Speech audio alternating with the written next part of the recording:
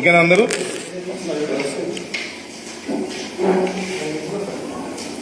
ఈరోజు సాయంత్రం 3 గంటలకు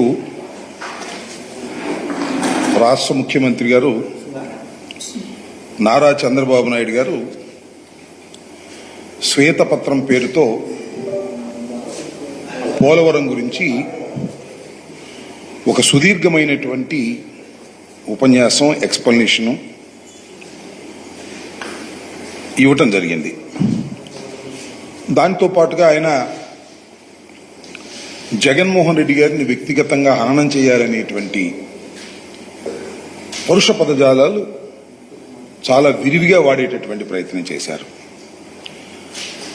ఈ పోలవరం ప్రాజెక్ట్ అనేది జగన్మోహన్ రెడ్డి గారి వల్లనే నాశనం అయిపోయిందని, వైఎస్ఆర్ కాంగ్రెస్ పార్టీ ప్రభుత్వం అధికారంలోకి వచ్చిన తర్వాతే ఇది విధ్వంసం అయిపోయిందని చెప్పేటటువంటి ప్రయత్నం చేశారు.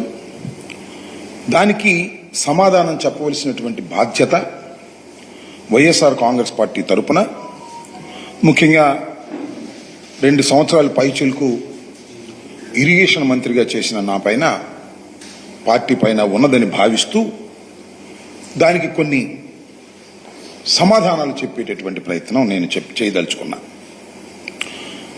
నేను ప్రధానంగా చెప్పదలుచుకున్నది ఏమిటంటే, 5 సంవత్సరాల పాటు వైఎస్ జగన్మోహన్ రెడ్డి గారి నాయకత్వంలో ఉన్నటువంటి ప్రభుత్వం పోలవరం విషయంలో కానీ, ఇతరత్రా ఉన్నటువంటి ఇరిగేషన్ ప్రాజెక్ట్స్లో కానీ ఏ విధమైన తప్పిదాలు చేయలేదు. మరి ముఖ్యంగా పోలవరం విషయంలో అతి జాగరూకతతో వ్యవహరించడం జరిగింది. ఎక్కడ కూడా చిన్న తప్పిదం కూడా జరగకోకుండా శాస్త్రీయంగా ప్రోటోకాల్ ప్రకారం ఆ ప్రాజెక్టు నిర్మాణాన్ని కరోనా ఉన్నప్పటికీ కూడా అత్యంత వేగవంతంగా చేసేటటువంటి ప్రయత్నం జగన్మోహన్ రెడ్డి గారి ప్రభుత్వం చేసిందని ఈ సందర్భంగా నేను చెప్పదలుచుకున్నా. చంద్రబాబు నాయుడు గారు చాలా విషయాలు చెప్పేటటువంటి ప్రయత్నం చేశారు. ఆయనకి పోలవరం మీద ఉన్నటువంటి ప్రేమ, ఇరిగేషన్ ప్రాజెక్ట్స్ మీద ఉన్నటువంటి ప్రేమ చాలా అపారమైందని, తలుచుకున్నప్పుడు ఆయనకు బాధ కలుగుతుందని, కోపం వస్తుందని, ఇలాంటి పదాలన్నీ కూడా వాడేటటువంటి ప్రయత్నం చేశారు. దానితో పాటు ముఖ్యమంత్రి అయిన తర్వాత ఆయన మోడీ గారి ప్రభుత్వంతో పాటు కలిసి ముఖ్యమంత్రిగా అయినప్పుడు 2014లో 7 గ్రామాలు దీనిలో కలిపితే తప్ప నేను ప్రమాణ స్వీకారం చేయను. ఎందుకనంటే Polavaram is such a project. Polavaram చాలా గొప్పది, పోలవరం జీవనాడి. అందువల్ల నేను కాన్స్టిట్యూషన్ డెడ్ లాక్ వచ్చినా సరే నేను ప్రమాణ స్వీకారం చేయనని చెప్పి పట్టుబట్టి 7 గ్రామాలని మన ఆంధ్రప్రదేశ్ కల్పించాను, సాధించాను, అలాంటి గొప్ప వ్యక్తిని అనేటువంటి మాట ఆయన చెప్పారు. నేను అడుగుతా ఉన్నా, నారా చంద్రబాబు నాయుడు గారు, మీరు 1995 నుంచి 2004 వరకు మీరు ఈ రాష్ట్రానికి ముఖ్యమంత్రిగా ఉన్నారు. ఈ రాష్ట్రానికి ముఖ్యమంత్రిగా ఉండటమే కాదు, కేంద్రంలో చక్రం కూడా తిప్పారు. మీరు కేంద్ర ప్రభుత్వంతో సత్సంబంధాలు కలిగి ఉన్నారు. ఎందుకు మీరు జీవనాడైనటువంటి పోలవరాన్ని గురించి ఎందుకు మీరు ఆలోచన చేయలేదు? మళ్ళా తిరిగి రాజశేఖర రెడ్డి గారు వచ్చిన తర్వాత మాత్రమే రాజశేఖర రెడ్డి గారు ఆలోచన చేయాల్సిన పరిస్థితి ఎందుకు వచ్చింది? మీకు నిజంగా రాష్ట్రం మీద ప్రేమ ఉన్నా, నిజంగా నీటి మీద ప్రేమ ఉన్నా, వ్యవసాయం మీద ప్రేమ ఉన్నా, గోదావరి నది సముద్రంలో కలిసిపోతున్నా మీరు చూస్తూ ఎందుకున్నారు? ఎందుకు ఈ ఆలోచన రాలేదు? 2014లో మీరు ఓటమి పాలై డాక్టర్ రాజశేఖర రెడ్డి గారు ముఖ్యమంత్రి అయిన తరువాత మాత్రమే ఎందుకు పోలవరాన్ని రాజశేఖర రెడ్డి గారు తీసుకొచ్చేటటువంటి అవకాశం మీకు ఇచ్చారు? రాజశేఖర రెడ్డి గారి కన్నా ముందే మీరు ముఖ్యమంత్రి అయ్యారు కదా, మరి ఎందుకు మీరు ఆలోచన చేయలేదంటే దీన్ని బట్టి అర్థమవుతుంది ఏంటి, ప్రజలు కూడా అర్థమయ్యేదేంటి, మీకు అసలు పోలవరం మీద కానీ గోదావరి నది మీద కానీ అవగాహన లేదని నేను అనను. ఎందుకంటే మీరు వయసులో పెద్దవారు, 4వ ముఖ్యమంత్రిగా చేస్తున్నారు. శ్రద్ధ లేదు, ఆ ఆలోచన లేదు. ఇవాళ 7 గ్రామాలు తీసుకొచ్చి నేను కలిపేంత వరకు నేను విశ్రమించనని చెప్పేసి నేను మోడీ గారితో పంతం పట్టు కూర్చున్నాను, అందువల్ల 7 గ్రామాలు కలిశాయి అనేటువంటి మాట మాట్లాడుతున్నారు. రాజశేఖర రెడ్డి గారు లేరు. ఆయన ఎంత శ్రమ చేశాడో ఆయన చెప్పుకోవడానికి ఆయన లేడు. నువ్వు 7 గ్రామాలు కలిపినందుకే చాలా గొప్పగా చెప్తున్నావు. రాజశేఖర రెడ్డి గారు ఎన్ని అనుమతులు తీసుకొచ్చాడు పోలవరం ప్రాజెక్టు కేంద్రంతో మాట్లాడి, 1, 2 అనేకమైన అనుమతులు 2005 నుంచి నిర్మాణ సంస్థల అనుమతి తీసుకొచ్చాడు, పర్యావరణ అనుమతులు తీసుకొచ్చారు, వన్యప్రాణ రక్షణ అనుమతులు తీసుకొచ్చారు, పునరావాస ప్రణాళిక కావాల్సిన అనుమతులు తీసుకొచ్చారు, పాపికొండల వన్యప్రాణ రక్షణ కేంద్రం మళ్లింపునకు అనుమతి తీసుకొచ్చారు. ఇట్లా 1 కాదు 2 కాదు, చాలా క్లిష్టమైనటువంటి అనుమతులు. క్లిష్టమైనటువంటి అనుమతులన్నీ కూడా ముఖ్యమంత్రిగా ఉండి కేంద్రంతో మాట్లాడి అనేక సార్లు ఢిల్లీ వెళ్లి విజిట్ చేసి ఎంపీలతో కూడా కలిసి లైజాన్ చేసి అన్ని అనుమతులు తీసుకొచ్చినటువంటి మహానుభావుడు డాక్టర్ వైఎస్ రాజశేఖర రెడ్డి గారు. నేను ఎందుకు చెప్తున్నానంటే, డాక్టర్ వైఎస్ రాజశేఖర రెడ్డి గారు కలలు గన్నటువంటి ప్రాజెక్ట్ ఇది. ఆయన టైంలోనే నిర్మాణం ప్రారంభమైంది. కాలువలు తవ్వారు, లెఫ్ట్ అండ్ రైట్ కెనాల్స్. సరే, నీకు అవకాశం వచ్చింది, నువ్వు చేసేటువంటి అవకాశం వచ్చింది, నువ్వు అధికారంలోకి వచ్చావు. నేను ఇక్కడ అడుగుతా ఉన్నా, ఇంకా చాలా వివరంగా కూడా నేను చెప్పాల్సినటువంటి బాధ్యత నాకుంది. ఆయన అంటున్నాడు, నా కడుపు మండిపోయింది, నా కోపం వచ్చింది. మాకు చాలా బాధేస్తుంది నువ్వు చెబుతున్నటువంటి అసత్యాలు చూస్తున్నప్పుడు, నువ్వు జగన్మోహన్ రెడ్డి గారి మీద వ్యక్తిత్వ హననానికి పాల్పడుతున్నప్పుడు, రాజకీయాలకు పనికిరానటువంటి జగన్మోహన్ రెడ్డి గారు ముఖ్యమంత్రి అయ్యి దీన్ని సర్వనాశనం చేసేశాడు అనేటువంటి ఒక అపవాదు వేస్తున్నప్పుడు పదే పదే పదే పదే జగన్మోహన్ రెడ్డి గారిని దూషించాలనే ప్రయత్నం చేస్తున్నావు. నాకు అర్థమవుతుంది ఎందుకు దూషించాలని ప్రయత్నం చేస్తున్నావు. నాకు అర్థమవుతుంది ఎందుకు దూషించాలని ప్రయత్నం చేస్తున్నావు అంటే, జగన్మోహన్ రెడ్డి గారు అంటే భయం. మళ్ళా జగన్మోహన్ రెడ్డి గారు ఈ రాష్ట్రంలో ఒక బలమైన శక్తిగా తయారవుతాడనేటువంటి ఒక భయం, ఆయనకి 40% ఓట్ల శాతం ఉందనేటువంటి భయం. మీరు ముగ్గురు కలిసినా కేవలం 56% మాత్రమే వచ్చాదనేది నీకు తెలుసు. కాబట్టి మళ్ళా జగన్మోహన్ రెడ్డి గారు మళ్ళా ఇంతై అంతై ఒటుడంతై అన్నట్టుగా రాబోయే కాలంలో పెరిగిపోతాడు. కాబట్టి నువ్వేం చేయలేవు, కాబట్టి నువ్వు ఇచ్చిన వాగ్దానాలను నిలబెట్టుకోలేవు. కాబట్టి చదువు దొరికింది, శ్వేతపత్రం, పోలవరం, జగన్మోహన్ రెడ్డి గారు సర్వనాశనం చేశాడు, ఆంబోతు అంటాడు. మళ్ళా నన్ను ఆంబోతు అనేటువంటి మాట మాట్లాడాడు.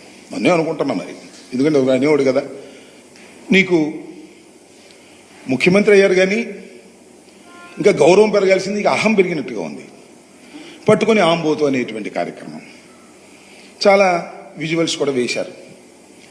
నేను గత ప్రెస్ మీట్లో ఒక మాట చెప్పాను, పోలవరం ఈజ్ చాలా సంక్లిష్టమైంది, అర్థం కాదు అంత తేలిగ్గా, నాకు కూడా అర్థం కాలేదు అనేటువంటి మాట.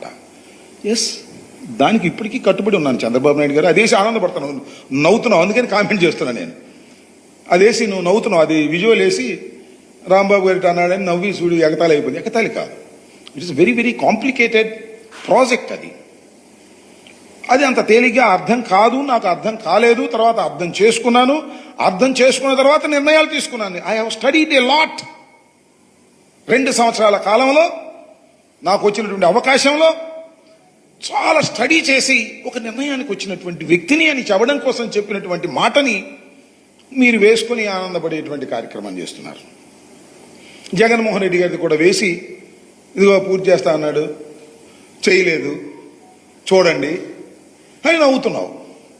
నీ పక్కన అంతా కూడా నీ తాబేదారులు, నీ సమ్మతీయులు అందరూ నీకు సంబంధించిన మీడియా వాళ్ళని పెట్టుకుని వాళ్ళతో క్వశ్చన్లు ఎంచుకుని. నేను అడుగుతున్నానయ్యా, చంద్రబాబు నాయుడు గారు మీరు 5 సంవత్సరాలు ముఖ్యమంత్రిగా ఉన్నారు. గతంలో మీరేం చెప్పారు అప్పుడు? మర్చిపోయారా? ఒకసారి వేయండి అయ్యా. ఇదే శాసనసభలో జగన్మోహన్ రెడ్డి గారు అపోజిషన్ లీడర్గా ఉన్నప్పుడు దేవినేని ఉమా మీ ఇరిగేషన్ మినిస్టర్ ఏం మాట్లాడాడో దానికి సమాధానం చెప్పగలరా మీరు ఇవాళ? చెప్పండి, ఒకసారి చూడండి. 2018 కల్లా పోలవరం ప్రాజెక్టులో నీళ్లు నిలబెట్టి చంద్రబాబు నాయుడు గారు అపర భగీరథుడిగా ఈ దేశ చరిత్రలో నిలబడతాడు, రాసి పెట్టుకో నీ సాక్షి పత్రికలో చాలు. ఈ రాసి పెట్టుకో అన్న ఆయన లేడు ఇప్పుడు. ఇంకో ఆయన వచ్చాడు పక్కన, ఇరిగేషన్ మంత్రి గారు, పచ్చ చొక్కా వేసి కూర్చున్నాడు. నిమ్మల రామానాయుడు గారు బాగా స్టడీ చేసే మనిషే. నేను శాసనసభలో కూడా చూసి ఆపోజిషన్లో ఉన్నప్పుడు ఆయన ఏం మాట్లాడలేదు. ఇవాళ ఇరిగేషన్ మంత్రి గారు ఎందుకు మాట్లాడలేదు? కారణం ఒకటే, ఆయన ఇంకా అర్థం కాల. అర్థం చేసుకుంటాడు. నేను చెప్పాను చాలా క్లిష్టమైంది, అర్థం కాదు అని. నీకు కూడా చాలా అర్థం కాల. ఇంకా నాకు అర్థమైంది, పెద్దవాడు అనలేదు, కానీ నీకు కూడా ఇంకా అర్థం కాలేదు. ఎందుకని అర్థం కాలేదంటే 41.15 ఫస్ట్ స్టేజీ, 45.72 సెకండ్ స్టేజ్ అనే దాని మీద నిన్ను ప్రశ్నలు అడిగితే దాన్ని స్టడీ చేయాలనేటువంటి మాట మీరు మాట్లాడారు. నేను ఏమిటి ఇక్కడ చెప్పదలుచుకుంది ఏంటంటే, మీరు మమ్మల్ని పూర్తి చేయలేదు అనేటువంటి మాట మీరు మాట్లాడుతున్నారు. మరి మీరిచ్చిన మాటను ఏ విధంగా సమర్థించుకుంటారు? నెంబర్ 1. నెంబర్ 2, మొత్తం టోటల్గా చంద్రబాబు నాయుడు గారి ఇవాళ శ్వేతపత్రం మీద ఇచ్చినటువంటి ప్రజెంటేషన్ కానీ, వారు చెప్పినటువంటి ఉపన్యాసం కానీ, వారు చెప్పినటువంటి లెక్కలు కానీ ఒక్కసారి మీరు పరిశీలన చేయండి. ఆత్మవిశ్వాసం లేదు, అన్ని తప్పులు చెబుతున్నా అనేటువంటి భయం లోపలుంది. అందువల్ల అట్ట మార్చేటటువంటి ప్రయత్నం చేసేటటువంటి ప్రయత్నం చేశారు. ఎప్పుడు పూర్తి చేస్తారు అంటే దానికి సమాధానం లేదు. ప్రతి సోమవారం పోలవరం అన్న చంద్రబాబు నాయుడు గారు మళ్ళా సోమవారం ఇంకా పోలవరం వెళ్ళాలని చెప్పేశాడు. ఇవాళ వీళ్ళు ఏం చేయాలి? నేను ప్రతి సోమవారం వెళ్ళి అదేమంటే విధ్వంసం. జగన్మోహన్ రెడ్డి గారు విధ్వంసం చేసేశాడు, కాంట్రాక్టర్ మార్చేశాడు. కాంట్రాక్టర్ మార్చేయడంతో విధ్వంసం జరిగిపోయింది. నేను ఒకటి మనవి చేస్తున్నా, చరిత్రలో కోర్స్ మీరు గెలిచి ఉండొచ్చు, 4వసారి మీరు ముఖ్యమంత్రిగా ప్రమాణ స్వీకారం చేయవచ్చు. వయసులో నాకన్నా జగన్మోహన్ రెడ్డి గారి కంటే జగన్మోహన్ రెడ్డి గారి తండ్రి వయసు మీద పెద్దవారు కావచ్చు. కానీ అసత్యాలు మాట్లాడితే మీరు ఎంత బలంగా గెలుచున్నా ప్రజలు నమ్ముతారని మాత్రం దయచేసి అనుకోవద్దని మనం చేస్తున్నాం. నారా చంద్రబాబు నాయుడు గారు మీరు వాళ్ళన్నీ పచ్చి అవాస్తవాలు చెప్పేటటువంటి ప్రయత్నం చేశారు. మొత్తం విషయాన్నంతా కూడా వైఎస్ఆర్ ప్రభుత్వం మీద, మరి మాట్లాడితే ప్రభుత్వంగా జగన్మోహన్ రెడ్డి గారి మీద నెట్టేసి విధ్వంసం చేసేశారు అనేటువంటి మాట. జగన్మోహన్ రెడ్డి గారు విధ్వంసం చేయబట్టే మేము మా 5 సంవత్సరాల కాలంలో కూడా మేము పూర్తి చేయలేకపోతున్నాం అనేటువంటి చేతులు పైకెత్తేటటువంటి కార్యక్రమం ఇవాళ మీకు చాలా స్పష్టంగా అర్థమై ఉంటుందని నేను భావిస్తా ఉన్నా. ఇక్కడ టోటల్గా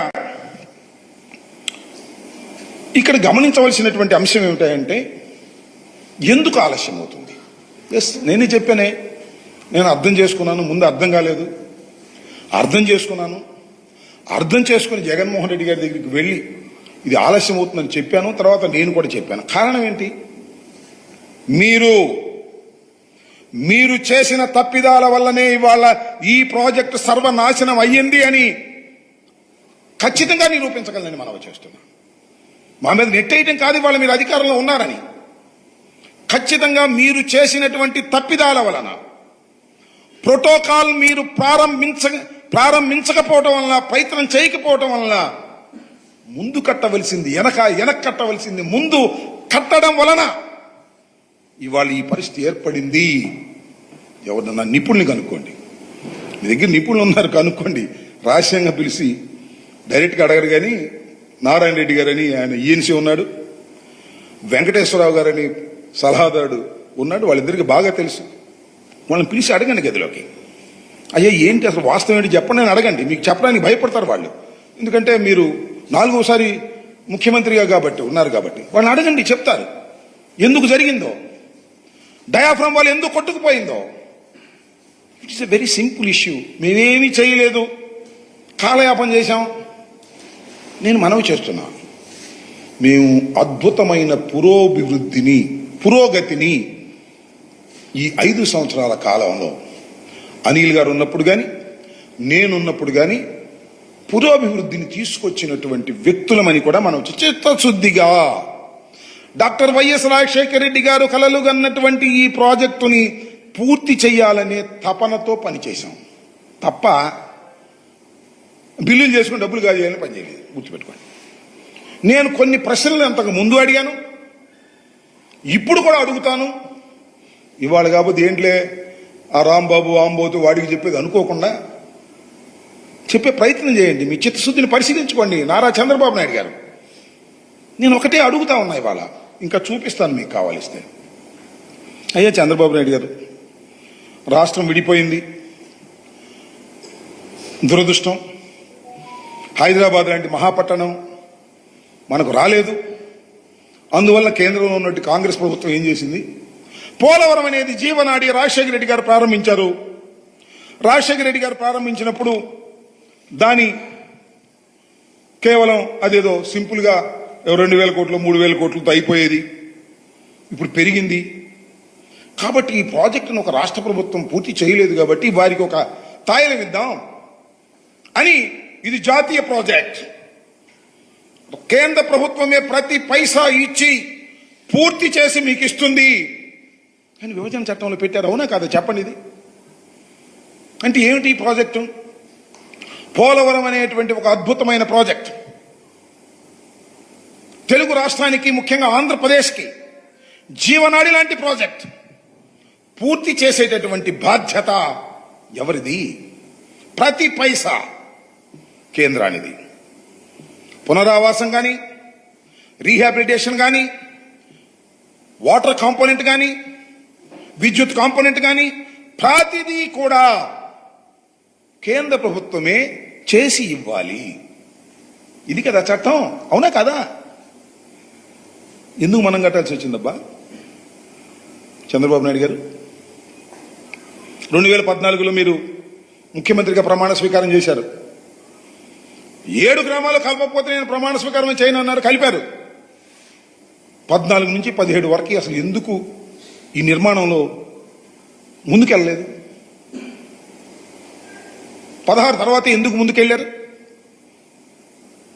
కేంద్ర ప్రభుత్వం దగ్గర నుంచి ఈ ప్రాజెక్టు మీరు ఎందుకు తీసుకున్నారు అని నేను చాలాసార్లు అడిగాను. కేంద్ర ప్రభుత్వం చేయవలసినటువంటి పోలవరం అనే జాతీయ ప్రాజెక్టుని రాష్ట్ర ప్రభుత్వం ఎందుకు నిర్మించాలని తలపెట్టింది? ప్లీజ్ సమాధానం చెప్పండి చంద్రబాబు నాయుడు గారు. రాష్ట్ర ప్రజలకు సమాధానం చెప్పండి. మీరు అధికారంలో ఉన్నప్పుడు చేసినటువంటి గొప్ప పని, చరితాత్మకమైన తప్పిదం. నెంబర్ 1, చరితాత్మకమైన తప్పిదం. ఎందుకు చేశారండి మీరు? ఇక్కడ ఒక ప్రశ్న అడుగుతా. కేంద్ర ప్రభుత్వం ఏముందంటే నీతి ఆయోగ్, రాష్ట్ర ప్రభుత్వం మేము చేస్తామని అడిగింది అందుకని ఇచ్చామన్నారు. చంద్రబాబు నాయుడు గారు ఏం చెప్పారు తెలుసా అసెంబ్లీలో? అప్పుడు కేంద్ర ప్రభుత్వం మన తీసుకోమంది, అందువల్ల మేము తీసుకున్నాం అన్నాడు. ఇంతవరకు క్లారిటీ లేదు. కేంద్ర ప్రభుత్వం తీసుకోమందా, మీరు అడిగి తీసుకున్నారా? కేంద్రాన్ని అడిగితేనేమో రాష్ట్ర ప్రభుత్వం అడిగింది కాబట్టి మేము ఇచ్చామన్నారు. మిమ్మల్ని అడిగితేనేమో కేంద్ర ప్రభుత్వం తీసుకోమంది, మేము తీసుకుందాం అన్నారు. ఏంటి కథ? గడ్కరీని వెళ్ళి కలిసామంటారు. ఎందుకు కలిశారబ్బా? కేంద్ర ప్రభుత్వం దగ్గర నుంచి తీసుకోవడం కోసం కలిశారు. ఎందుకు మీరు తీసుకున్నారు? కేంద్ర ప్రభుత్వం చేయవలసినటువంటి ప్రాజెక్టును మీరు తీసుకోవడానికి గల కారణం ఏమిటి? మీరు చెప్పరు, నేను చెప్తా. కొట్టేద్దామని. 1,000 కోట్ల రూపాయల ప్రాజెక్టు కదా ఇది. బిల్లులు మనం ముందు బిల్లులు మనం పే చేస్తాం రాష్ట్ర ప్రభుత్వం, తర్వాత కేంద్ర ప్రభుత్వం బిల్లులు ఇస్తుంది. సరే తీసుకుంటే తీసుకున్నావు, ఏ రేట్ల మీద తీసుకున్నావయ్యా? నాకు అర్థం కాలేదు. నారా చంద్రబాబు నాయుడు గారు 13, 14 రేట్ల పేరునే చేసేస్తామని 16 తీసుకున్నారు. 16ని కేంద్ర ప్రభుత్వం రాష్ట్ర ప్రభుత్వం చేయవలసిందిగా ఇచ్చింది. ఏ రేట్ల ప్రకారం? 16వ సంవత్సరంలో రేట్ల ప్రకారం కాదు, 13, 14 రేట్లు. ఏంది కక్కుర్తి? వాళ్ళు చేయాల్సిన దాన్ని నువ్వు చేస్తూ రేట్లు కూడా వెనకటి రేట్లు వేసుకున్నావు. ఏంటి కక్కుర్తి? ఏం లేదు. కక్కుర్తి అంతా కాంట్రాక్టర్ నీ సొంత వాళ్ళు పెట్టుకోవాలని. సొంత వాళ్ళని పెట్టుకుని దానిలో డబ్బులు కాజేయాలి అనేటువంటి కరప్షన్ చెయ్యాలనేటువంటి ఒక దురుద్దేశమైన ఉద్దేశం. ఇది మా మీద రుద్దేటటువంటి ప్రయత్నం చేస్తున్నారు మీరు. కరప్షన్ కోసం మాత్రమే రాజశేఖర్ రెడ్డి గారు ఈ ప్రాజెక్టుకి పునాదులు వేసి రాష్ట్ర ప్రజల యొక్క సంక్షేమం కోసం, వ్యవసాయం కోసం ఆయన ఈ ప్రాజెక్టుని ప్రారంభిస్తే జాతీయ ప్రాజెక్ట్ అయినటువంటి పోలవరం ప్రాజెక్టుని కేవలం నీ కరప్షన్ కోసం, నీ డబ్బుల కోసం నువ్వు తీసుకునేటటువంటి ప్రయత్నం చేశావు.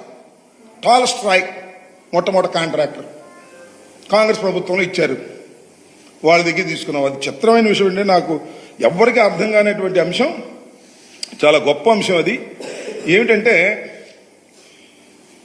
మొదటిగా పనులు చేపట్టిన టాల్స్టాయ్ ఏజెన్సీ వారు కోరింది తడువుగా 2014-12 రేట్లతో వాళ్ళు అగ్రిమెంట్ అయితే ఈయన 15-16 రేట్ల ప్రకారం 1,332 కోట్లు ఇచ్చేశాడు అన్ని రాగానే. ఎప్పుడు ఈ రేట్లు 15-16 రేట్ల ప్రకారం ఇచ్చేసాడు వాళ్ళకి. ఎందుకు ఇచ్చావా?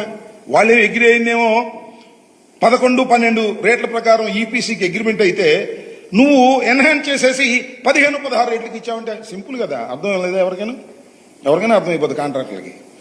కాంట్రాక్టర్కి ఎక్కువ సొమ్ము ఇచ్చావంటే అర్థం ఏంటి? దానిలో నువ్వు కొట్టేద్దామని. ఇది నువ్వు పాల్పడినటువంటి తప్పిదం. ఇలాంటి తప్పిదాలు పాల్పడటమే కాకుండా ఇట్లా లాభం లేదు, అసలు కేంద్ర ప్రభుత్వం దగ్గర నుంచి మనమే మొత్తం తీసేసుకుంటే మన కాంట్రాక్టర్ని పెట్టుకుంటే దానిలో డబ్బులు కొట్టేయచ్చు అని. ఇది నీ దురుద్దేశం, నేను చెప్పింది కాదు. ఇది సాక్షాత్తు ఇవాళ మీ పార్ట్నర్గా ఉన్న మోడీ గారు, ఆ రోజు మోడీ గారి దగ్గర నుంచి నువ్వు విడిపోయి మాకు ప్రత్యేక హోదా ఇవ్వటం లేదు, పోలవరానికి డబ్బులు ఇవ్వటం లేదు అని బజార్కి ఎక్కినప్పుడు మోడీ గారు చెప్పాడు ఓ పబ్లిక్ మీటింగ్లో. ఏమని? Polavaram is ATM of Chandrababu Naidu అని. అంటే డబ్బులు కాజేయటం కోసమే చంద్రబాబు నాయుడు గారు పోలవరం తీసుకున్నాడు అనేది చాలా స్పష్టంగా ఇవాళ ప్రధానమంత్రి, ఇవాళ మీ అనుకూలంగా ఉన్నటువంటి వ్యక్తి, ఇవాళ మీ పార్ట్నరు ఆయన చెప్పినటువంటి మాట నేనేం కొత్తగా కోట్ చేస్తున్నటువంటి మాట కాదు. ఇవాళ నువ్వు నీతులు చెప్తున్నావు. జగన్మోహన్ రెడ్డి గారు దుర్మార్గుడు, జగన్మోహన్ రెడ్డి గారికి ఏమీ తెలియదు, నాకే అన్నీ తెలుసు అనేటువంటి మాటలు మాట్లాడేటువంటి ప్రయత్నం చేస్తున్నావు. దీన్ని నిర్మాణంలో మీరు ఆ 16 ఒప్పందం కుదిరిన తర్వాత టాల్స్టాయ్ని తీసేసి నవయుగాని ఎంటర్ చేశారు. నవయుగ ఎవరు? అదే నిన్న మీరు బ్రహ్మాండంగా వర్ధంతి కార్యక్రమం చేశారు కదా రామోజీరావు గారు, ఆయన బంధువుకు మీరు ఇచ్చారు నవయుగ. ఏమండి టాల్స్టాయ్ని తీసి నవయుగకి ఎందుకు ఇచ్చారు? కాంట్రాక్టర్ మార్చారంటారే. మీరు కాంట్రాక్టర్ని మార్చింది కూడా ఎలా మార్చారు? టెండర్ ద్వారా మార్చలా. మీరు మార్చింది నామినేషన్ పత్రాలు మార్చేశారు. మేము నవయుగాన్ని టెండర్ ద్వారా మార్చాం.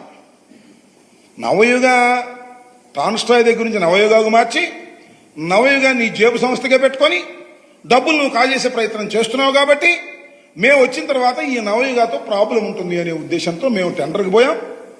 టెండర్లో రివర్స్ టెండరింగ్లో ఆదాయం చేసాం. సుమారుగా 600-700 కోట్లు చేసి మెగాకి ఇచ్చాం. ఇప్పుడు మేము ఆ మెగాని ఇప్పుడు కొనసాగుతున్నాను. అది నువ్వు కంటిన్యూ చేస్తావు లేదు చేస్తారన్నట్టుగానే మాట్లాడుతున్నావు. ఇది అక్కడి నుంచి నువ్వు టాల్స్టాయ్ దగ్గర నుంచి నవయుగాకు మార్చవచ్చు, కానీ నవయుగ దగ్గర నుంచి మాత్రం ఇంకోటి మార్చడానికి వీల్లేదు. ఇది చాలా తప్పిదం, దీనివల్ల నాశనం అయిపోయింది. మా నవయుగ మా రామోజీరావు గారి బంధువుకి మీరు లాగేసుకున్నారు కాబట్టి ఇది సర్వనాశనం అయిపోయింది అనేటువంటి మాట మీరు మాట్లాడుతున్నారు. సర్వనాశనం అయిపోయింది ఎందుకంటే నిర్మాణంలో వ్యూహాత్మక తప్పిదాలు మీరు చేశారు. I will prove it. దాన్ని మనస్ఫూర్తిగా చెప్పగలను. అబద్ధం ఆడవలసినటువంటి అవసరం మాకు లేదు. మేమేమి దీన్ని ఏటీఎంగా ఉపయోగించుకోవాలనేటువంటి ప్రయత్నం మేము ఎప్పుడు చేయబోం కూడా. వ్యూహాత్మకమైన తప్పిదాలు మీరు చేశారు. అవి ఐ విల్ ఎక్స్ప్లెయిన్.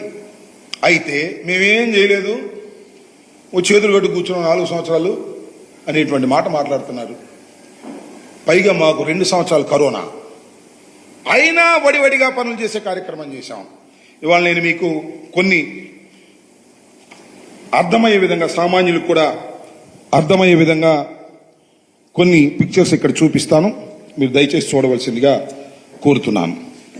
2019 మార్చిలో స్పిల్వే స్థితి 2019 మార్చిలో అంటే మీరు అధికారం నుంచి దిగి వెళ్ళిపోయే రోజున తీసేయమ్మా. This is the called spillway. మొన్న మేము పూర్తి చేసిన తర్వాత చంద్రబాబు నాయుడు గారు దీని మీద వెళ్ళాడు. This is the spillway. Jaganmohan Reddy గారు అధికారంలోకి వచ్చి ప్రమాణ స్వీకారం చేసే రోజుకి చంద్రబాబు నాయుడు గారి నిర్మాణం స్పిల్వే ఇది. దీనిలో ఇంకో కామెడీ కాదు, వాస్తవం.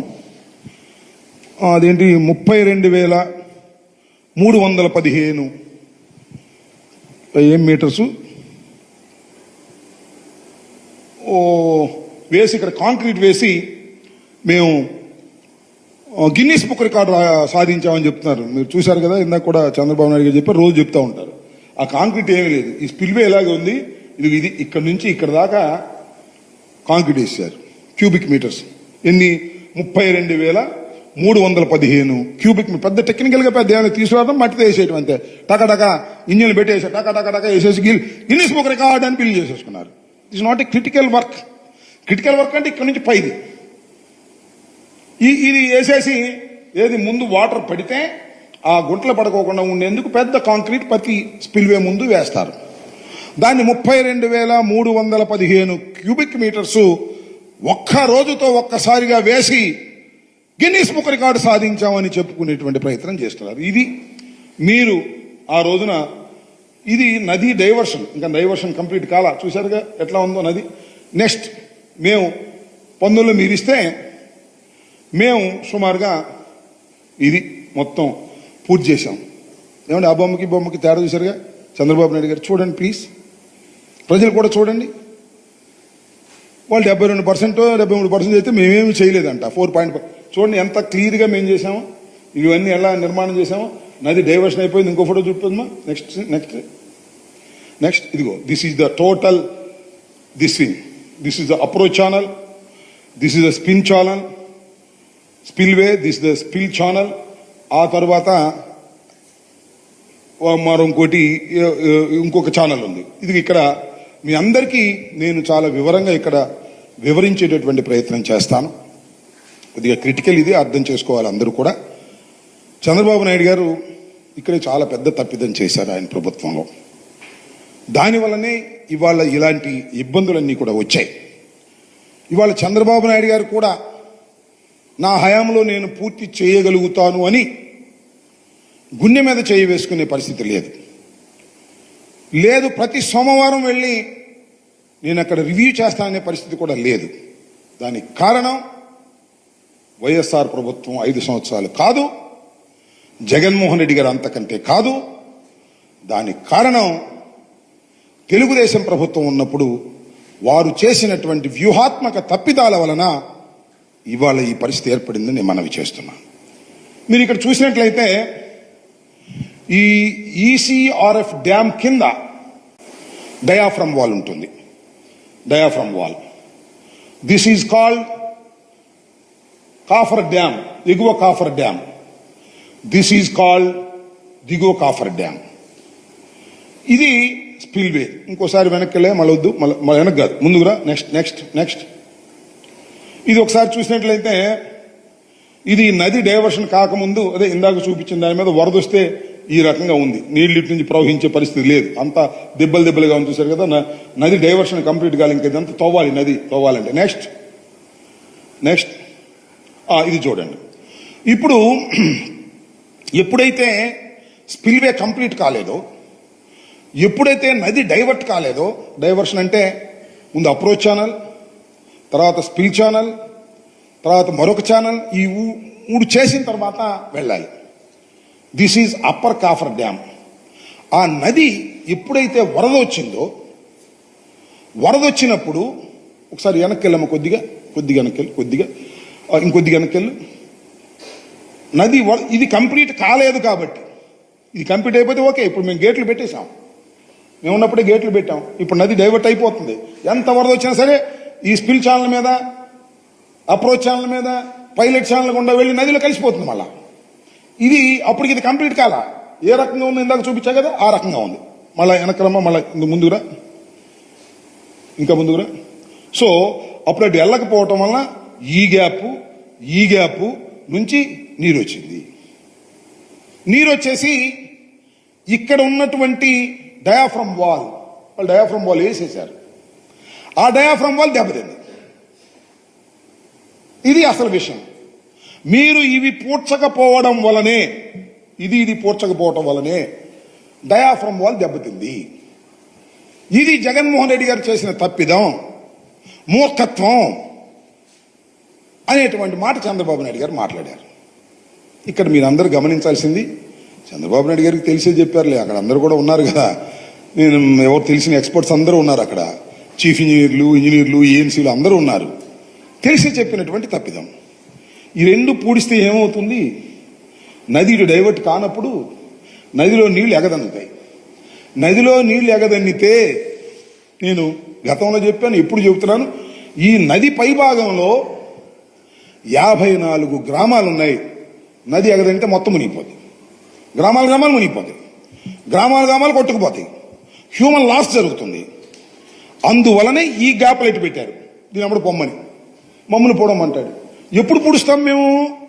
స్పిల్వే కంప్లీట్ అయిపోయిన తర్వాత, స్పిల్ ఛానల్ కంప్లీట్ అయిపోయిన తర్వాత, అప్రోచ్ ఛానల్ కంప్లీట్ అయిపోయిన తర్వాత, అప్పుడు నదిని మొత్తాన్ని డైవర్ట్ చేసిన తర్వాత మనం ఈ రెండు పూర్తి చేసామనుకో, ఇంకా పైకి వెళ్ళవు నీళ్లు, హాయిగా ఇటప్పుడు పోతాయి.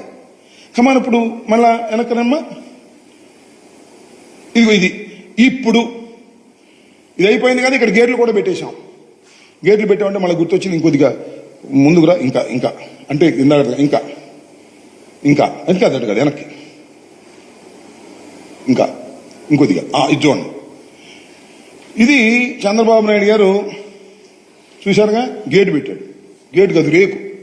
ఇక్కడే భజన చేసింది, చంద్రన్న అని భజన చేసి. పైన ఏమి వేయలా, ఇప్పుడు రేకు పెట్టి, రేకు ఎప్పుడు పెడతారు? కంప్లీట్ అయిపోయిన తర్వాత పెడతారు. స్పిల్ వే మీద అసలు ఇంకా ఇదే వేయలే, కార్లు వెళ్ళేది వేయలే.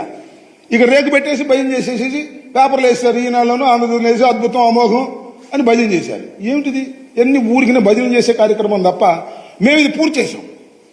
నేను మనం చేస్తాం. ఈ గేట్లు పెట్టి కమాన్ మళ్ళా ముందు ఇంకా అది కాదు, ఇంకా వెనక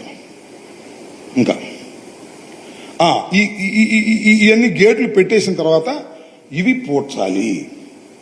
అప్పుడు బ్రహ్మాండంగా నీరు వెళ్తుంది. అంటే ఇక్కడ యాతావాత అందరికీ అర్థం కావలసింది, ఇంకొద్దిట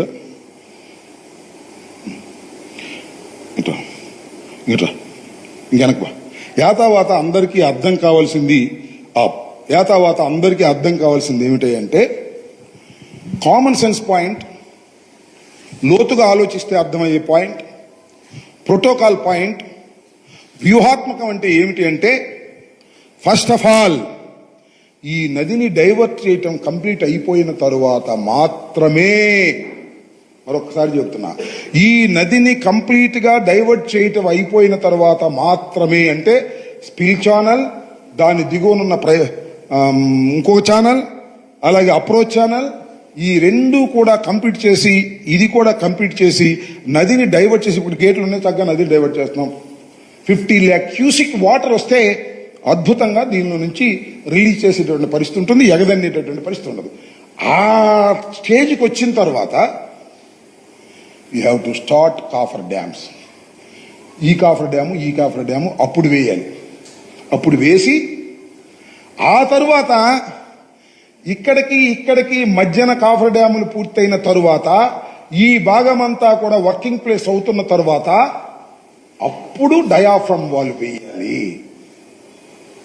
సింపుల్. ఆలోచిస్తే అర్థమవుతుంది.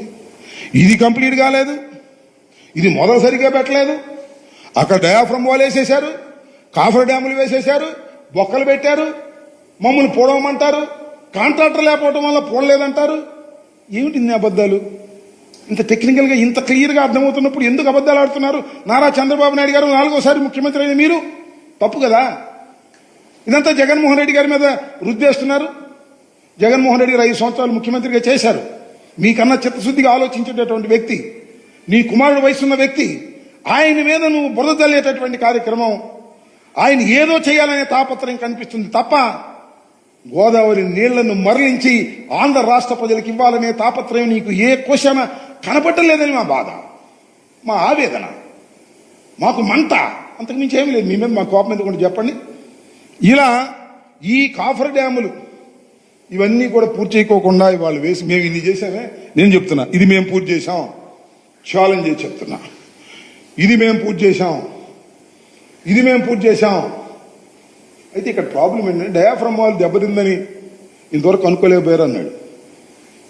డయాఫ్రమ్ వాల్ దెబ్బతిందని ఎవరు కనుక్కుంటారండి? ఎక్స్పర్ట్ ఎవరు లేరు. డయాఫ్రమ్ వాల్ భూమిలో ఉంటుంది. కొట్టు ఒకసారి పోయి డయాఫ్రమ్ వాల్ పైన వెనకెళ్ళు కాదు ఇటు చివరికడ. This is diaphragm wall.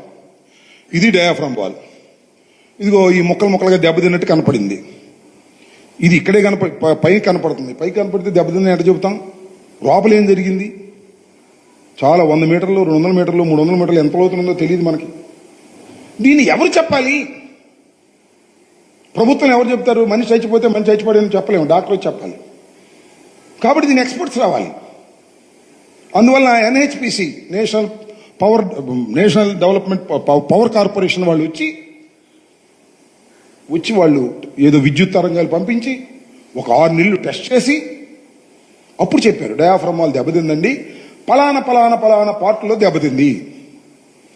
దాన్ని అక్కడ మీరు ఆ పార్ట్లు బాగు చేసుకుంటారో లేకపోతే మీరు ఇంకొక డయాఫ్రమ్ వాల్ ప్యారలల్గా వేసుకుంటారో ఎన్హెచ్పిసి నేషనల్ పవర్ కార్పొరేషన్ వాళ్ళు ఢిల్లీ నుంచి వచ్చి వాళ్ళు దాన్ని టెస్ట్ చేసి గత సంవత్సరం క్రితం చెప్పారు. అప్పుడు దాకా దెబ్బతినిపోయిందని అనుకోవచ్చు తప్ప సర్టిఫికెట్ లేదు.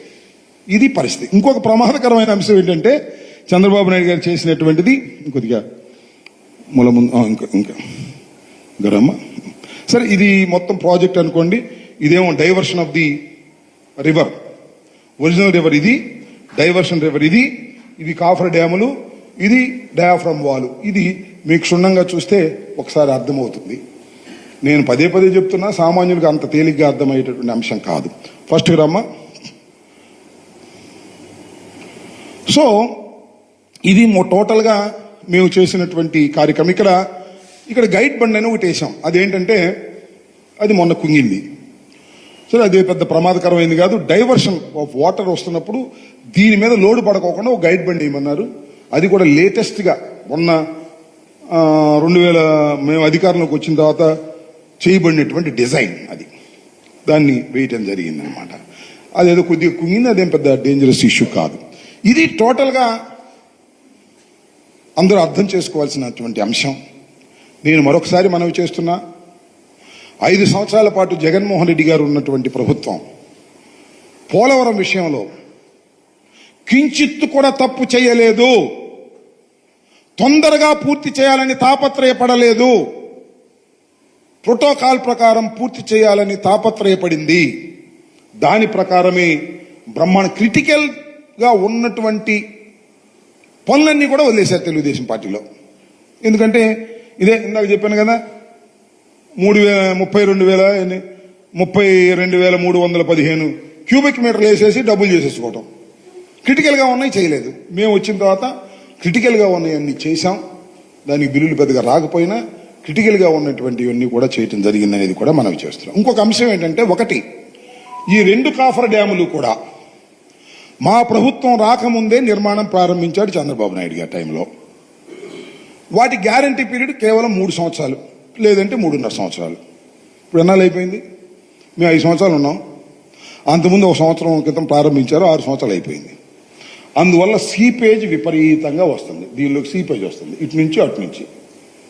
ఈ సీపేజ్ని తోడి వేయడానికి కోటాను కోట్ల రూపాయలు ఖర్చు అవుతుంది. సీపేజ్ తోడేయాలి ఈ గ్రౌండ్లో ఉండాలంటే. సీపేజ్ రాకోకుండా ఉండాలంటే 3 సంవత్సరాల్లో పూర్తి చేయాలి. 3 సంవత్సరాల్లో పూర్తి చేయాలంటే డయాఫ్రమ్ వాల్ వేసే 3 సంవత్సరాల ముందే వేయాలి.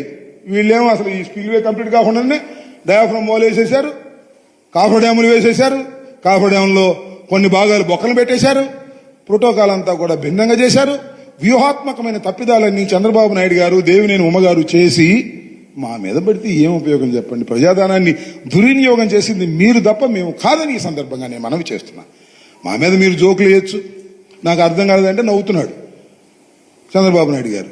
చంద్రబాబు నాయుడు ఇందాక మీడియా ప్రతినిధులు అడిగారు, ఏమండి 41.15 ఏంటి, 45.72 ఏమిటి అని. చూడాలి అన్నాడు. ఆయనకు అర్థం కాలేదేమో మరి చూడాలంటే. సింపుల్, 41.15 ఎత్తున ఫస్ట్ ప్రాజెక్ట్ కంప్లీట్ అవుతుంది. 41.15కు నీరు నిలబెడతారు, గ్రావిటీ ద్వారా పంపిస్తారు. ఆ తరువాత ప్రాజెక్ట్ అంతా పరిశీలించిన తర్వాత second stage of the project is 45.72కు నీళ్లు పెడతారు. ఇక్కడ వచ్చిన ప్రాబ్లం ఏంటంటే 41.15కి రీహాబిలిటేషన్ కానీ భూసేకరణ కానీ ఒక పద్ధతిలో ఉంటుంది. 45.72కి అయ్యేటప్పటికి దాని ఎన్హాన్స్మెంట్ పెరుగుతుంది. అది కూడా కేంద్ర ప్రభుత్వం ఇవ్వాలనేది చట్టంలో ఉన్నటువంటి అంశం.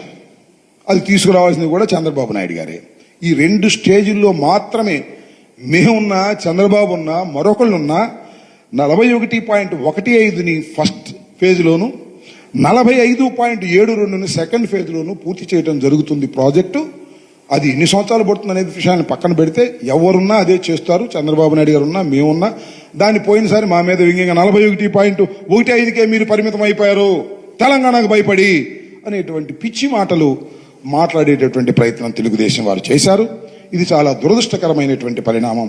చంద్రబాబు నాయుడు గారికి మరొక మాట ఈ సందర్భంగా నేను చెప్తున్నా, మీరు చేసినటువంటి తప్పిదాలు అప్పుడు ఇప్పుడు ఒకటి నెంబర్ 1, స్పిల్వే కంప్లీట్ కాకోకుండా, స్పిల్ ఛానల్ కంప్లీట్ కాకోకుండా, అప్రోచ్ ఛానల్ కంప్లీట్ కాకోకుండా, నది డైవర్షన్ కంప్లీట్ కాకోకుండా కాఫర్ డ్యాములు ప్రారంభించి డయాఫ్రమ్ వాళ్ళు పూర్తి చేయటం నెంబర్ 1 చరితాత్మక తప్పిదం.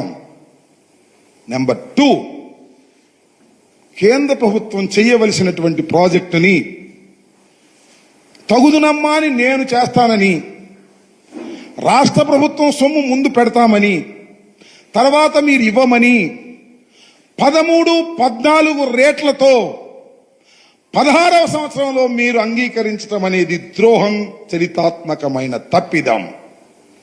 నెంబర్ 3, 2018కే పూర్తి చేసి ఇందా చెప్పాడు కదా, నీళ్లు నిలబెట్టి అపర భగీరథుడు చంద్రబాబు అని చెబుతామని చెప్పిన మీరు అది కూడా చేయలేకపోయారు.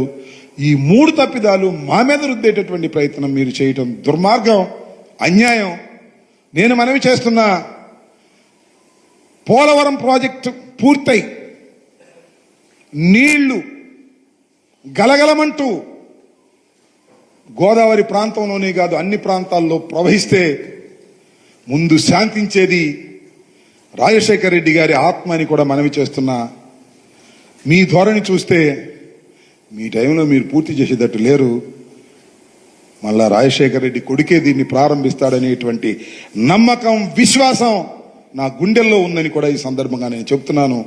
మీరు అనేక పాపాలు చేశారు ప్రాజెక్టుల విషయంలో. ఆ పాపాలన్నీ జగన్మోహన్ రెడ్డి గారి మీద రుద్దాలని ప్రయత్నం చేయటం దుర్మార్గం, అన్యాయం, అక్రమం. గుర్తుపెట్టుకోమని మనవి చేస్తున్నా. వయసులో మీరు పెద్దవారు, అనుభవంలో మీరు పెద్దవారు అయినంత మాత్రాన అబద్ధాలు చెప్పి జగన్మోహన్ రెడ్డి మీద రుద్దాలనేటువంటి ప్రయత్నం దయచేసి చేయవద్దని, వాస్తవాలను ఇప్పటికైనా అంగీకరించి త్వరితగతిని ఈ ప్రాజెక్టును మీరు పూర్తి చేయాలని మనస్ఫూర్తిగా మేము కోరుకుంటున్నామని కూడా ఈ సందర్భంగా నేను చెప్పదలుచుకున్నాను. ఇంకేమైనా మీకు ప్రశ్నలు ఉంటే సమాధానం చెప్తాను.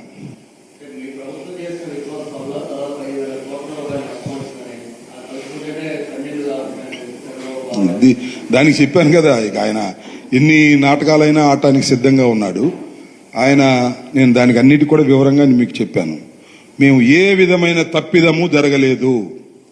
According to protocol we have completed everything. దానిలో ఏ విధమైన సందేహం లేదు. దానిలో పైగా ఇంకొక అంశాన్ని నేను ఇక్కడ చెప్పదలుచుకున్నా. గోదావరి నది అనేది ప్రతి సంవత్సరం బ్రహ్మాండంగా వరదలు వచ్చేది. అదేమి కృష్ణానదిలాగా ఒక సంవత్సరం వరద రాకోకుండాను, ఒక సంవత్సరం వరద వచ్చినా కూడా కిందకు నీళ్లు రాకుండా పైన ప్రాజెక్టులు లేవు. ఎవ్రీ ఇయర్ వస్తుంది వరద, మామూలు రాదు వరద. ఒక్కోసారి భయంకరమైన వరద వస్తుంది. అందువల్లనే 550 lakh క్యూసిక్స్ వాటర్ని దీని నుంచి ఇందాక చంద్రబాబు నాయుడు గారు చెప్పారులే, మన అదన్నీ చరిత్రలో ఒకటే. ఇది అత్యంత పెద్ద స్పిల్వే, ప్రపంచంలోనే పెద్ద స్పిల్వే. 50 లక్షల క్యూసిక్ వాటర్ని ఎట్ ఏ టైం రిలీజ్ చేస్తుంది కిందకి. ఇలాంటి స్పిల్వే ఎక్కడా లేదు, ప్రపంచంలోనే ఎక్కడా లేదు.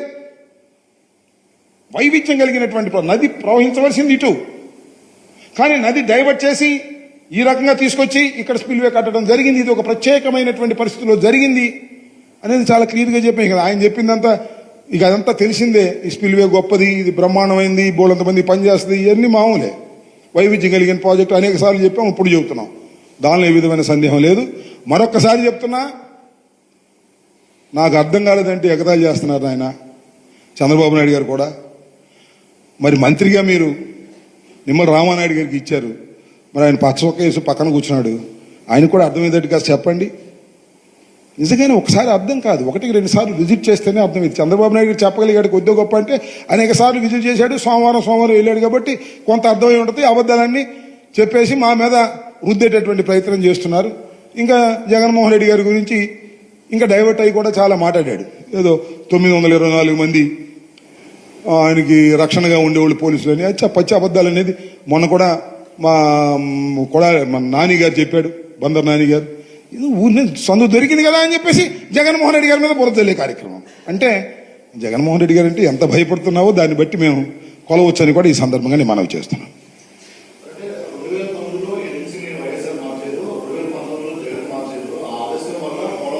2009లో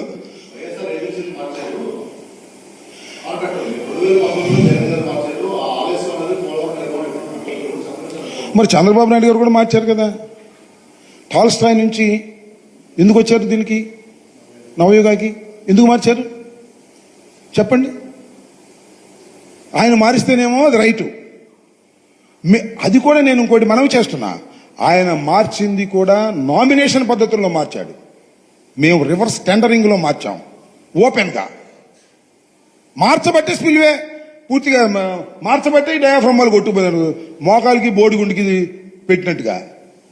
అసలు స్పిల్వే కంప్లీట్ కాకుండానే కాఫర్ డ్యాములు వేసి డయాఫ్రమ్ వాల్ వేసేసి ఇంత రాద్ధాంతం చేసి ప్రోటోకాల్ పాటించుకోకుండా అదేమంటే ఆంబోతు వస్తాడనేటువంటి మాటలు, ఏం మాటలు ఇవి నాకు అర్థం కాల.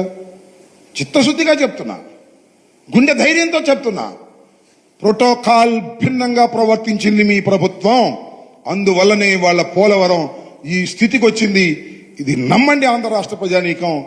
ఎప్పుడైనా ఛాలెంజ్గా చెప్తానని కూడా ఈ సందర్భంగానే మనవి చేస్తున్నా. దానిలో ఏ విధమైన సందేహము లేదని కూడా ఈ సందర్భంగానే చెప్పదలుచుకున్నా.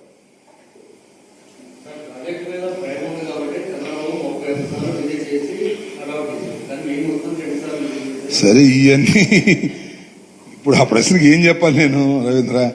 ఎన్నిసార్లు విజిట్ చేస్తే ఏంటి నాకు అర్థం కాల. ఎన్నిసార్లు విజిట్ చేస్తే ఏంటి? What is the reason behind that? ఇప్పటికప్పుడు వెళ్ళి అక్కడ వర్క్ చూసుకుని బిల్లు చేసుకుని క్యాష్ తీసుకునే కార్యక్రమం. అది సోమవారం పోలవరం. ఇవాళ బిల్లు కట్టలేదు కాబట్టి సోమవారం పోలవరం వెళ్ళడం. ఇంకో విషయం చెప్తున్నా, ఇవాళ రివైజ్డ్ ఇవాళ యాక్చువల్గా ఇంకొక it is a valid point. ఒకప్పుడు 29,027 కోట్లు 2013-14 లెక్క ప్రకారం చంద్రబాబు నాయుడు 20,000కే ఒప్పుకున్నాడు. ఏది ఎలక్ట్రిసిటీ కాంపౌండ్, వాటర్ కాంపౌండ్ తీసేసి 20,000కే ఒప్పుకున్నాడు. ఆ 20,000 అయిపోయినాయి, ఇంకా డబ్బులు రావు. ఇంకా మళ్ళా రివైజ్ మేము ఉండగానే రివైజ్డ్ కాస్ట్ వేసి మొత్తం 58,319 కోట్లు లేటెస్ట్ గా 16-17 లెక్కల ప్రకారం ఈ లెక్కల ప్రకారం కూడా కాదు. దాన్ని రివైజ్డ్ ఎస్టిమేషన్ కాస్ట్ ఎస్టిమేషన్ వాళ్ళు 47,726కి యాక్సెప్ట్ చేశారు. ఇది కేబినెట్ ఆమోదిస్తే తప్ప పైసా రాదు అక్కడికి. మేము అక్కడ దాకా తీసుకెళ్ళాం, కేబినెట్ దాకా తీసుకెళ్ళాం. కేబినెట్ ఆమోదిస్తే తప్ప మళ్ళా పైసా రిలీజ్ కాదు, వర్క్ జరగదు. మరి రిలీజ్ అయితే కదా వర్క్ చేసేది. నవయుగా చేసినా, లేకపోతే స్టాల్ స్ట్రై చేసినా, లేకపోతే మెగా చేసినా రిలీజ్ కావాలి కదా డబ్బులు. ఇప్పుడు డబ్బులు అయిపోయినాయి. ఇది 20,000 కోట్ల రూపాయలు అయిపోయినాయి 13-14 రేట్ల ప్రకారం. 16-17 రేట్ల ప్రకారం ఇప్పుడు 47,000 కోట్ల రూపాయలు వాళ్ళు రిలీజ్ చేయాలి లేటెస్ట్ గా. అవి కూడా ఇప్పుడు 14-17 రేట్లకు అవ్వదు కదా. ఇప్పుడు ఎక్కడ ఉన్నాం మనం? సో ఇప్పుడు కాలం పెరుగుతున్న కొద్దికి రేట్లు పెరుగుతూ ఉంటాయి. సిమెంట్ ధర పెరుగుతూ ఉంటుంది, ఐరన్ ధర పెరుగుతూ ఉంటుంది, కూలి ధర పెరుగుతూ ఉంటుంది. సో ఎవరు చేయలేరు. పెరుగుతున్న దానికి అనుగుణంగా మనం మళ్ళా కేంద్రాన్ని వెళ్ళి బాబు అయ్యా అని అడుక్కోవాలి. కేంద్రాన్ని బాబోయ్ అనుకోవాల్సిన కర్మ మనకేంటండి, అది కేంద్ర ప్రభుత్వం చేయవలసినటువంటి ప్రాజెక్ట్ కదా, నువ్వెందుకు తీసుకున్నావు అంటే దానికి సమాధానం లేదు. వాళ్ళు ఇచ్చారు నేను తీసుకున్నాను అంటాడు, వాళ్ళేమో ఆయన అడిగాడు మేము ఇచ్చామంటారు. ఏంది మాట్లాడటం, ఏం కెతల బిది నాకు అర్థం కాల. సో దిస్ ఆర్ ఆల్ ఏ డబ్బులు గేము. మోడీ గారు చెప్పింది కరెక్ట్. ఏటీఎం లాగా చంద్రబాబు వాడుకోవడానికి ప్రయత్నం చేస్తున్నాడు, చేశాడు. ఇవాళ సోమవారం వెళ్ళడు, బిల్లులు కావు, ఏటీఎం కాదు కాబట్టి సోమవారం వెళ్ళడం, మళ్ళా బిల్లు రెడీ అయితే సోమవారం వెళ్ళి ఆ కొలతలు చూసుకుని మళ్ళీ డబ్బులు తీసుకునే కార్యక్రమం చేస్తారనేది నా అభిప్రాయం.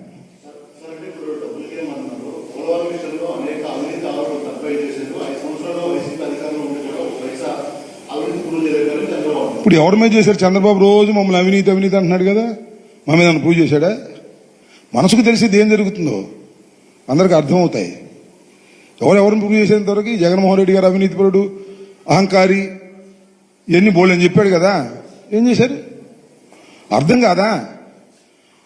డబ్బుల కోసం చేస్తున్న విషయం నాకు, నేను సూటి ప్రశ్న ఒకటే మీ ద్వారా ఆయన కూడా అడుగుతున్నా, కేంద్ర ప్రభుత్వం చేయవలసినటువంటి ప్రాజెక్టు ఎందుకు చేశావు? అది కూడా 13-14 రేట్లు ఎందుకు? ఏంటి ఆ తాపత్రయం? నేను అంటున్నా అభియోగం అవినీతి కోసం చేశావని. ఇది నిరూపించమంటే ఇప్పుడు అయ్యేదే పెట్టేదా? కామన్ సెన్స్ అర్థమైపోద్ది కదా. ఓకే.